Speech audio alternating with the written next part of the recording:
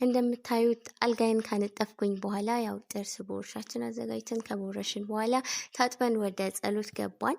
ከጸሎት በኋላ ጸጉራችን ወደ መስተካከል ገባን። ያው ጸጉሬ ብዙም አስቸጋሪ አይደለም፣ ስለዚህ በጣም ብዙ ሰዓት አልጨረሰብኝም። ቶሎ ጨርሼ አስያዝኩትና ዩኒፎርሜን ወደ ማዘጋጀት ገባው ማለት ነው። የጠዋት ነበርን ክላስ። ከክላስ በኋላ ያው ከሁሉ ሰዓታት በኋላ ከክላስ ተመለስኩኝና ለመውጣት እየተዘጋጀው ነበር። የማመጣው ልብስ ነበር። ከዛ ወጣን። እዚህ አካባቢ አደባባዩ እዚህ ደርሰን ነበር። ሰዓት ባትሪ ስለጨረሰ እሱን ለማስተካከል ወደዛ ለመሄድ አስቤ ነበር። አገኘሁት። እናም እስኪ ያስተካክልልኝ እየጠበኩኝ ነበር። እዚህ ጋር አስተካከለው። ከዛም ጫማ ለማየት ገባን፣ አየን። ወደ ቤት ተመለስኩኝ። ስመለስ አልቀረጽኩም። ያመጣሁት ሱሪ ልን ይመስላል። ከዛ ጫማውንም ገዝተነው ነበር እዚህ ጋር። ከዛ ላሳያችሁ ብዬ እያደረኩት ነበር። ስለ ቲሸርቱ እርሱት አጋጣሚ አድርጌው ስለነበር ነው። ልብሱ ግን ይሄን ይመስላል። ባይ